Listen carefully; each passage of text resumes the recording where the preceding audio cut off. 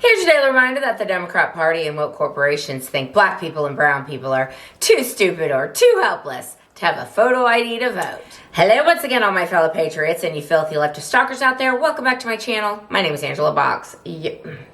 This eyelash, by the way, I'm doing these magnetic lashes and they've been driving me crazy. I love them because they're easy, but they also flutter off.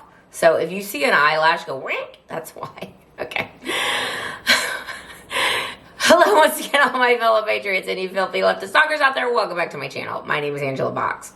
You're watching Angela's Soapbox, where I always say what you were thinking. If you're not subscribed to the channel, please consider hitting that subscribe button, liking or rumbling this video, commenting on this video, and of course, sharing this video, especially with your filthy leftist friends, because they truly hate my guts. And for me, that's a badge of honor. Okay. How much did they cheat in Germany over the weekend? Like, what's the ballpark here? Like, 30%, 50%, like, they use the Voldemort machines. Like, I'm almost 100% sure they use the Voldemort machines. So, the Voldemort machines, and I call them that because I don't want to get sued for $1 billion, never forget, have been looked at by computer technicians when they are able to get into said machines, when forensic audits have been ordered in red states a few years back, and they were able to look inside them, and the strangest thing they noticed was there was an algorithm programmed into it that basically changed the vote 6% one way or the other. So whoever pays the most money, I guess, gets to have that little algorithm for them. Okay, so German elections were Sunday. And ADF came in second place. And ADF is, of course, the Nazis, according to the media. Now, ADF is simply Alternative for Germany, and it just meant that maybe we could, like, close the border and, like, send these and do some remigration of these, of some of these diversity hires that Germany has put into the country that are making lives a living hell, making German people's lives a living hell. Like, maybe we could just, like, you know, repatriate them to their home countries. I mean, I don't know. I guess that's just too much to ask, I suppose. Maybe we can make sure that German is the official language of Germany. I don't know. Like, maybe we could work on that inflation thing. Maybe we can stop sending money to a sinkhole called Ukraine. And on that note, like, what's up with this Ursula von What's-Her-Face, the evil woman, the head of the EU? And she says, I had a very productive meeting. Good exchanges with Emmanuel Macron and Keir Starmer over the weekend. Our commitment to Ukraine is like, we're not giving up, and we're not going to be, you know, retreating from the fight of Ukraine. Y'all, this Ukrainian thing, that's going to be another fun little bucket that I think we're going to start learning about. Because not only did Ukraine have bioweapons labs funded by the United States, which you know, they said was a conspiracy theory because Putin said it, and then Trump started to say it, and they're like, oh, that's crazy. And it's like, oh, actually, it's true. Not only that, but I think what we're going to start to come to find out, especially when Elon starts, I'm going to have to go fix this. This is driving me crazy. Be right back. Okay, I'm back. Okay, so she had a very productive meeting or phone calls with Emmanuel Macron and Keir Starmer. Keir Starmer, who's the PM of Great Britain, who is like a complete fascist, a complete authoritarian, was like, everything that J.D. Vance said last week about Europe is 100% true, and they are proving it daily by imprisoning people for praying in front of abortion clinics and, you know, thumbs upping a meme that's critical of the government. Like, let's go put them in jail and swat them and make sure they go to jail for 10 years. Like, everything that J.D. Vance said about the retreat of Western values in the West, 100% true. Okay. So this dirtbag, Ursula von der whatever face is, Keir Starmer and Emmanuel Macron are like, we're going to figure out a way to keep this money train going.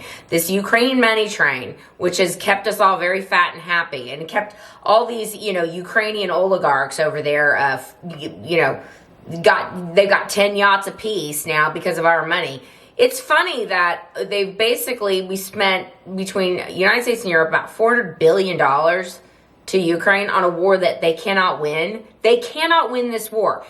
Unless they want to start World War III, which they want to so bad, you guys. They want to so bad. But it's not, the United States isn't going to go in. So who's going to do it? Is Europe going to do it? Yeah, right. Like they're going to go fight Russia. Like, give me a break. So it's basically, as Trump said, he said, I've seen these pictures of these battlefields, looks like Gettysburg. This is hand-to-hand trench warfare combat. These young men are like being put in a meat grinder. And these dirtbag politicians are like, yeah, let's just keep it going. And the reason Trump, and I'll get back to the German elections in a minute, the reason that Trump, I think, is not even dealing with Zelensky is because he's like, this guy is a, tin pot dictator. He doesn't want to have elections. Like, and Keir Starmer's like, oh, it's totally understandable that you don't want to have elections like a fascist would because it's wartime. It's like, there's always elections during wartime. What are you even saying? Obviously, if anyone liked this guy, which they don't, he would want to have elections. He'd be like, sure, let's have an election today. Like, let's have an election tomorrow. We don't have a problem. Anyway, that's a whole other side issue. They basically don't want that unaudited $400 billion to start being looked at by the United States, which pretty sure that Elon Musk is going to be doing. That's another little bucket of fun that Doge is going to start sinking their teeth into. And Donald Trump's like, hey, Elon, let's pick up the pace. And Elon's like, you got it, sir. And I think that was a public shout out to let Elon know and let the dirtbag globalists know that pretty soon we're going to find out who got the kickbacks. Because Doge is exposing a whole hell of a lot.